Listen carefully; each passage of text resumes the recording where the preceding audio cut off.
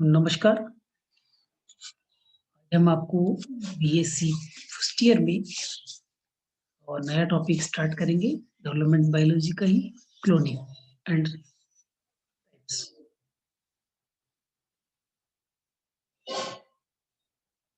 Cloning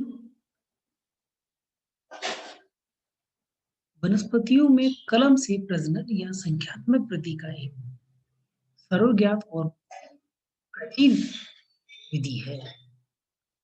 प्रत्येक पौधे जिन्हें हम विभिन्न कारणों से बीज से उगाना कठिन होता है, उनकी संख्यात्मक वृद्धि उनकी कलम लगाकर होती है।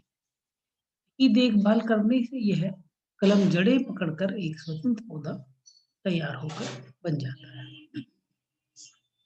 पौधे के इस गुण को देखकर ही मानव भी एक लंबे समय से यही चाह रही है कि उसकी भी कलम या क्लोन तैयार कर जाए। उत्पन्न जीव उसकी शक्ल सूरत और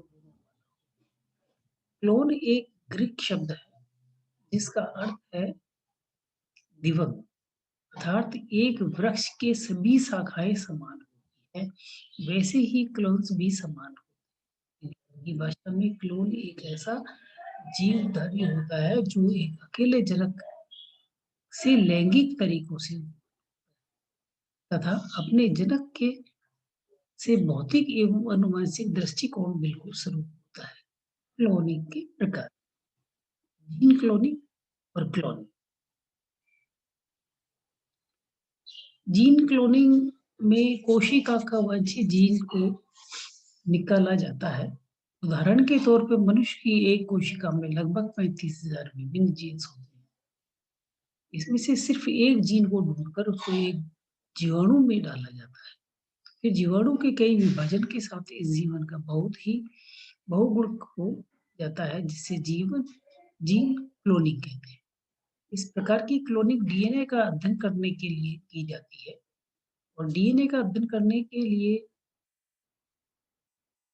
इस प्रकार की कुल डीएनए का अध्ययन करने के लिए की जाती है। इसके लिए एक उपकरण जिसे पीसीआर या थर्मोसाइक्लर कहते हैं, प्रयुक्त किया जाता है। क्लोनिंग 2 प्रकार की क्लोनिंग होती है, चिकित्सीय क्लोनिंग जिसे अंग प्रत्यारोपण कहते हैं, प्रजनन। चिकित्सीय क्लोनिंग में या मेडिकल क्लोनिंग में जब किसी व्यक्ति का कोई अंग कार्य करना बंद कर देता है, तो उसका जीवन संकट में पड़ सकता है, पड़ जाता है। उदाहरण, गुर्दे के काम करना बंद होने पर मनुष्य की मृत्यु हो सकती है, हो जाती है। इस परिस्थिति में बचने के लिए उन्हें किसी दाता की तलाश होती है, परंतु यह दाता आनुवंशिक दृष्टि से अजनबी नहीं होना चाहिए। ऐसी स्थिति में वह अंग के शरीर अस्वीकार कर देता है। इस प्रक्रिया को रोपण अस्वीकृति कहते हैं। इस प्रक्रिया इसलिए होती है यह प्रतिक्रिया इसलिए होती है क्योंकि हर ऊतक में अपना एंटीजन होता है जो दूसरे शरीर पर प्रतिक्रिया स्पष्ट है कि जिन ऊतकों के एंटीजन एक से होंगे उन्हीं के ग्राफ्ट एक दूसरे से मैच होंगे, परंतु जीनीय विभिन्नता के कारण सही दाता या मैच का मिल पाना बहुत कठिन होता है। ऐसे में यदि रोगी व्यक्ति की एक कोशिका लेकर क्लोनिंग विधि से भ्रूण तैयार किया जाए और उस भ्रूण की उन्हीं कोशिकाओं का संवर्धन किया जाए तो वृक्क बनाती है, तो बनने वाले वृक्कों को रोगी के शरीर में प्रत्यारोपण करने पर शरीर उसे अस्वीकार नहीं करेगा, क्योंकि प्रत्यारोपित किया जाने वाला वृक्क क्लोन होने के कारण आनुवंशिक दृष्टि से रोगी के समान ही होगा। इस क्लोनिंग में सामान्यतः वयस्क कोशिका में एक संपूर्ण जीव बनाने की सूचना आनुवंशिक पदार्थ के रूप में होती है, परंतु वयस्क कोशिका विशिष्टीकृत हो जाती है तथा सामान्य विभाजन में ऐसी प्रकार की कोशिकाएं नहीं बन पाती।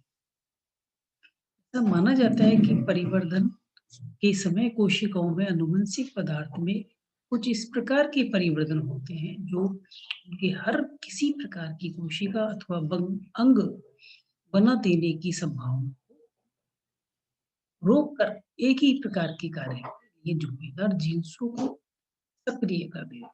परंतु ऐसी कोशिका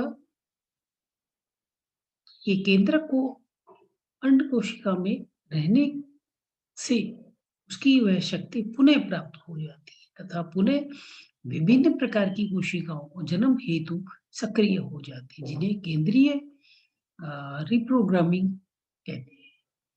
तथ्य का लाभ उठाकर वयस्क के शरीर में कोशिका अ, लेकर केंद्रक विहीन की गई अंड कोशिकाओं को संकलित किया जाता है, जिसे परिवर्तन हेतु उद्दीपन कर अनेकों ऐसी कोशिकाएं प्राप्त की जा सकती है जो विभेदित। ये चिकित्सीय क्लोनिंग की रणनीति है जिसमें ये आप देख रहे पेशेंट है, इसका एग न्यूक्लियस, पेशेंट सेल लिया, एग सेल और ये फ्यूजन हुआ उसके बाद में ये स्टेम सेल्स है, fusion of adult empty egg cell, stimulation development और फिर ये ग्रोथ हुआ, ये आ गया।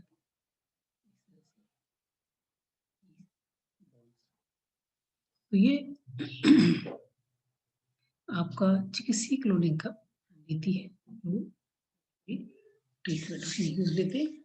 इसी के साथ ये चैप्टर आज यही समाप्त होता है। कल हम आपको क्लोनिंग के ही बारे में अलग से विस्तार से हम चर्चा करेंगे। धन्यवाद।